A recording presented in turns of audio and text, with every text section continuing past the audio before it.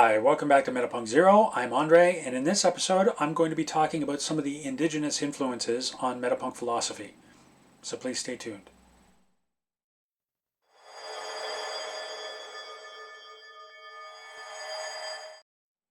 Hi, welcome back. So,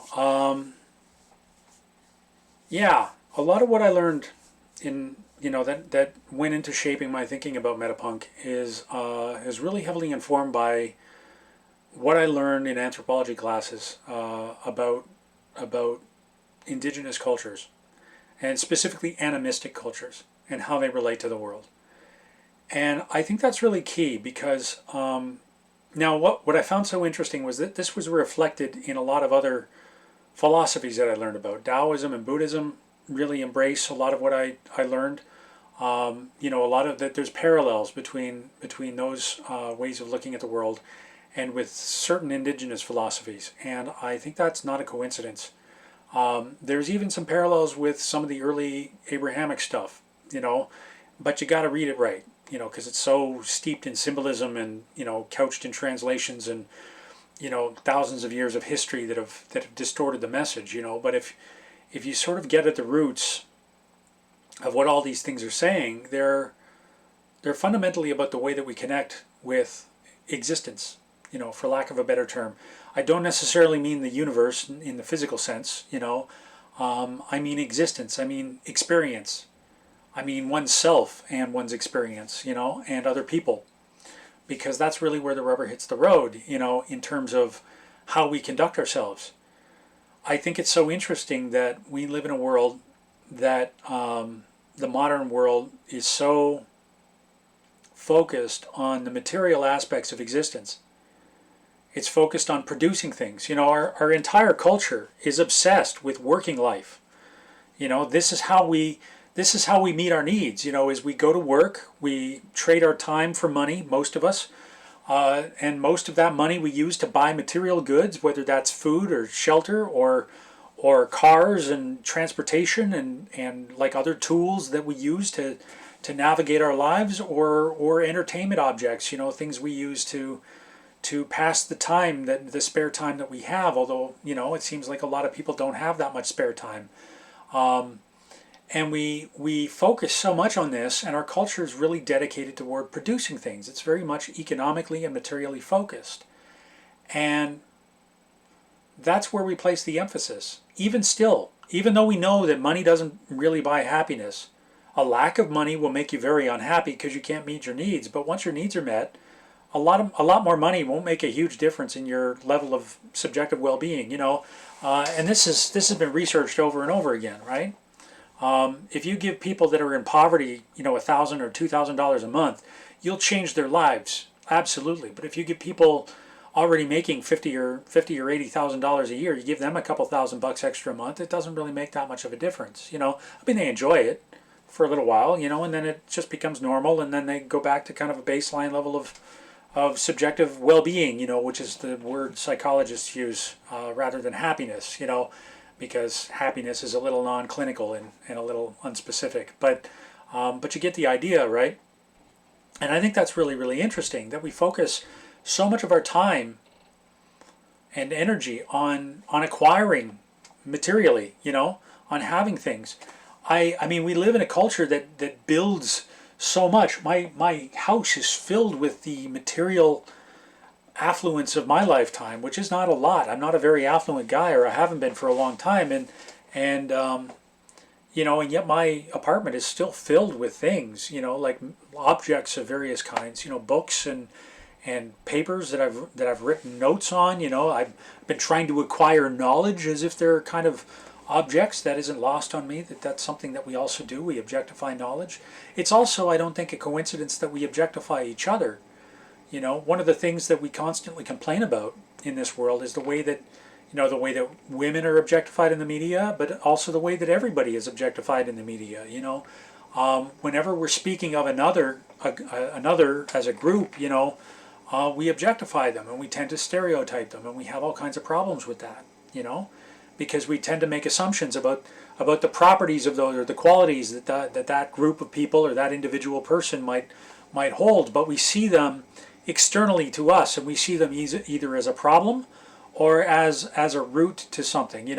We see them in a utilitarian way, right? We see them through a lens of judgment, and that's what happens. Judgment and perceiving the world in terms of material objects, and all of those things tend to go together. You know, and so we feel objectified because that's how we relate to everything, as if it's just all separate objects.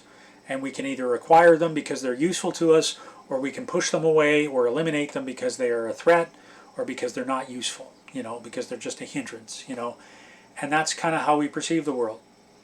And so I started this by talking about indigenous ways of looking at the world, and some of the world religions, and I mentioned Buddhism and Taoism specifically, and to a lesser extent some of the Christian or the Abrahamic stuff, Christian, Muslim, and Jewish ways of looking at the world, and I think this is really, really interesting, because when you get at the bottom of most of these, and as I said, the Abrahamic faiths, it's harder. It seems harder to directly access this, but in Buddhism and Taoism, and probably to a large extent in the Hindu tradition as well, you get this sense of the mystical, and you get it in the Abrahamic traditions, because there are there are mystical branches of all the Abrahamic faiths, and so they connect with it, but you have this idea of relating to the world, to existence, and indigenous peoples innately knew that. They looked at the world as a network of relationships, generally speaking. I mean, it's hard to lump all indigenous cultures into one group and sort of summarily analyze their ways of looking at the world. So I want to make it very clear that I'm aware that I'm making a broad generalization here, and I want to be very careful about kind of not doing that to the extent of stereotyping, falling into the trap of the analytic mode, the judging mode, like I just mentioned, which is what we do. I don't want to objectify indigenous people or their way of life, but I think it's really interesting that most of the time when we encounter indigenous cultures, when we investigate their ways of living, when you look at the ethnographies, when you look at the ways that they communicate, the ways that they talk, and what they prioritize in life, a lot of them are cultures that do not prioritize material things, material objects. They don't prioritize productivity. They don't prioritize work. They don't prioritize economic exchange. They don't prioritize tit-for-tat exchange either. Quite often they will operate on a gift economy, a pre-monetary economy.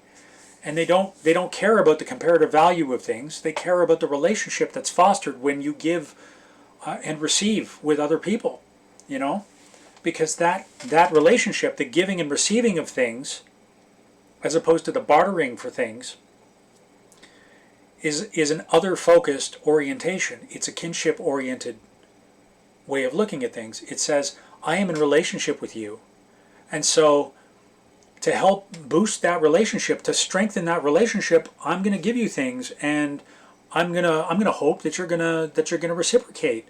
Not right away, maybe, not in exactly equal value, but that sooner or later, like maybe I have something to give, or I have a favor that I can give you, so I might as well just give it to you, and maybe you'll feel the same way, and so we'll be positively predisposed to each other, and we have this ongoing positive regard for each other, and that's what builds these reciprocal relationships. And the interesting thing is that a lot of indigenous cultures had that kind of attitude toward everything in their experience, to the natural world, especially to the plants and the animals and the sky and the rocks and the trees, like to everything, and to whatever their notion of the divine, or whatever forces unseen or more believed in might be behind experience and existence itself. The whole universe was seen as this interplay of relationships, and all of them fostering each other. And it's very interesting, because when Westerners tend to look at nature, I mean, and this was very much a colonial attitude. This is something that was brought with colonialism all around the world, and early anthropology was quite darkly marked by this attitude of putting things in a hierarchy, which we got from some of our religious traditions, going back in Western culture, that there was a divine order, and then you knock God out because God isn't rational, but there's a rational order to things, and that's hierarchical, and humans are the most developed, and everything else is sort of beneath us somehow, or less sophisticated, and most indigenous cultures don't look at the world like that at all. They look at it as this network of of interconnected life, and so rather than categorizing things, and rather than saying, rather than looking at nature and seeing evolution as this struggle for dominance, which sometimes, yeah, it totally is. There is such a thing as competition in evolution. In the West, we've used that to justify everything from our sports culture to our economic system. We justify it through the dog eat dog evolutionary, predatory, I would say, competition of economic agents. But again, an indigenous way of looking at things is more kinship focused, and it doesn't see only the competition of the animal world or the plant and animal world. It doesn't just see competition in the natural world. It sees cooperation as well. It sees both of these things. And when you actually sort of do the math on this, the cooperative elements outweigh the competitive elements by a vast margin. It turns out even some of the competitive elements are actually foster cooperation in the long run. They found this when they transplanted wolves. So wolves in Yellowstone Park had been hunted to near extinction. There weren't very many left, if any. They might have been extinct. And they transplanted Canadian wolves into Yellowstone Park in the United States, and what they found was that the whole ecosystem benefited from the fact that you had apex predators, and they were culling the sick deer, and the fish came back to the rivers. Everything started to flourish because because the deer were no longer overgrazing. Various other things like this. And that was a predatory thing, and we look at that in the moment because we are objectively focused. We look at the objects, so we look at the wolf preying on the deer, and so this is a bloody moment in existence, and the wolf is stronger, and the wolf chases down the deer and hunts it, and and then there's a big dramatic taking of a life, and then the wolf gets to eat and all of that. But what's not seen is the way that the wolf depends on the deer, and the wolf depends on every other network in the ecosystem as well, but they all depend on the wolf. And so you have a whole ecosystem, you have a whole sphere of interchange that takes place, right? And what we don't look at very often, and we're only starting to look at this now, is things like the mycelial network that lives underneath a place like Yellowstone Park. The whole forest is alive. The deer can survive, and therefore the wolf can survive because of the mushrooms and the fungus that grows underneath the forest and connects all the trees together. This is it's so fundamental. It's so powerful. And people who lived on the earth and cooperated with the earth and knew that cooperating with the earth was the source of their survival, and that cooperating with each other and getting along with each other and having good relationships with each other was the source of their survival. They knew. And so they focused their entire framework, their entire, cultural tradition was focused on this kinship, these kinship relationships, And so I remember learning about this, and I remember, even down to things like, does social anxiety exist in Australian Aboriginal culture? And the answer is basically no. It might now after colonialism, but it would be very weird to find somebody who lived in a kinship culture who didn't know how to understand or relate to other people, because everybody was so connected. There's disadvantages to that, I suppose. It's like everybody knows your business, but I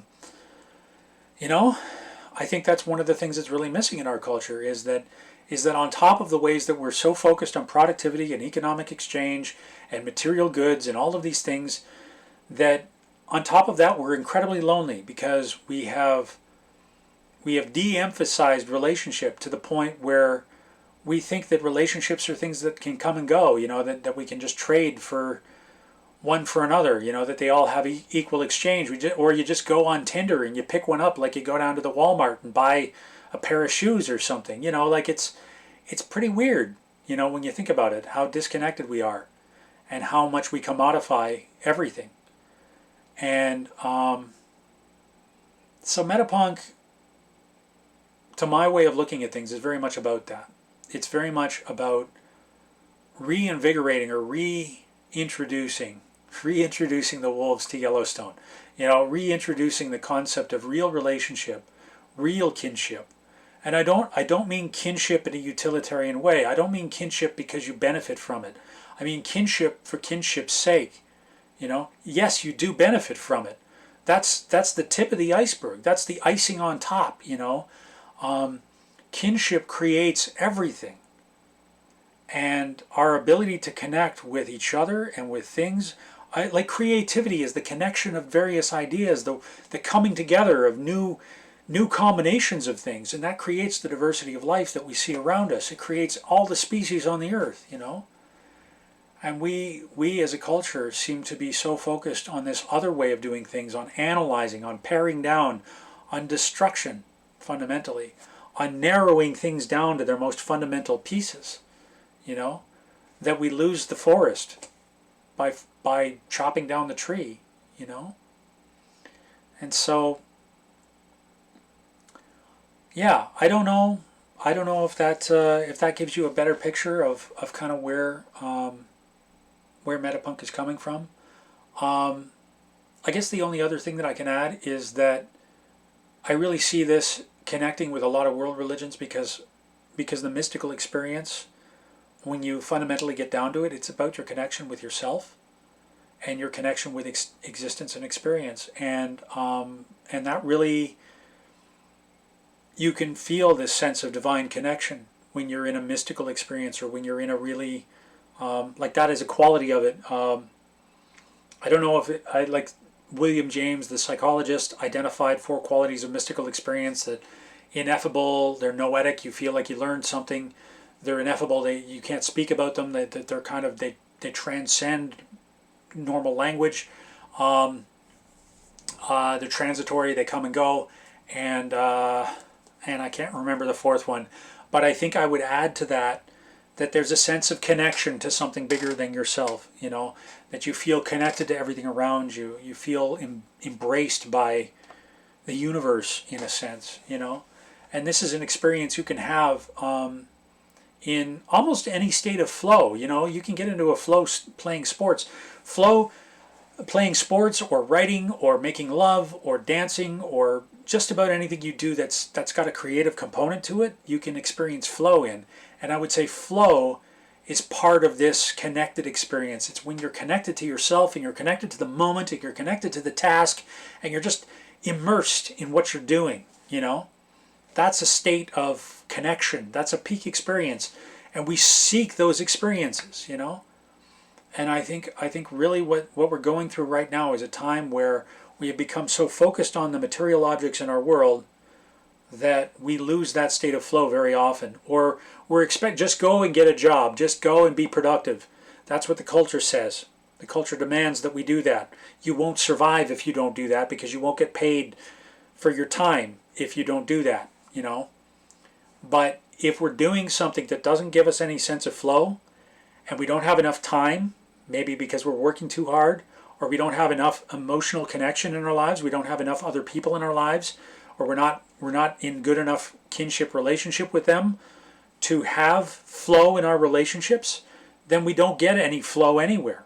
And then where do we find meaning in life? Where do we find any sense of transcendence of the self, of the ego, who's just constantly, the ego mind that's just constantly looking for problems? And that's where we live. We live in that state of problematizing and judging and just looking at things and going, Well, what can I do? What can I make this into? What can I turn this into? How is, oh, is that a threat? What do I have to do about that threat? Like detecting all the problems and judging them and then deciding what to do with it. Like, and is that person a threat? And do I put them into a category where I dehumanize them and where I objectify them because they might be potentially threatening to me, or whatever, because they don't necessarily mean well for me, or maybe I just don't know what they're about, and maybe I need to put them into another category. And so we get disconnected from each other. We get disconnected from the moment. We mostly get disconnected from ourselves. And so, yeah, fixing that. Not even fixing it, just not problematizing everything is kind of what we need to do. And so that connects with non-dual philosophies, very much like Taoism or Buddhism. I think it connects with, like as I say, it does connect with the Abrahamic tradition. I think the story of Genesis very much embodies, like one of multitudes of interpretations you can give to the story of Genesis, is this idea that we get into a mode of separation. Adam and Eve eat from the tree of knowledge of good and evil. What does that mean? But you can see that is moving from a state of divine oneness, walking with God in the garden, to moving to a state of black and whiting the universe, to splitting everything into categories. And on some level we need that. On some level we need language to do that. We have that faculty for a reason. It's part of what we do. It is part of our survival strategy. It's really what it is.